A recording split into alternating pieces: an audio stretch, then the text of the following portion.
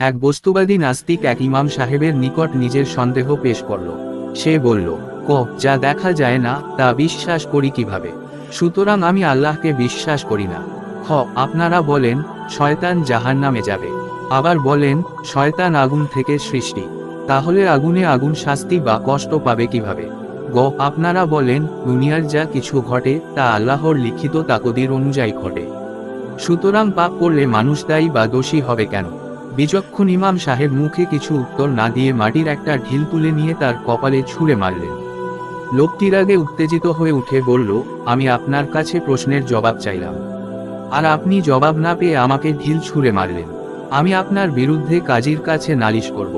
ইমাম সাহেব গম্ভীরভাবে বললেন, ঢিল মেরাই তো আমি তোমার জবাব দিয়ে দিয়েছি, তুমি রাগলে কেন? তুমি কি ব্যথা পেয়েছো? অবশ্যই আমি বিশ্বাস করি না যে তুমি ব্যথা পেয়েছো, কারণ যা দেখা যায় না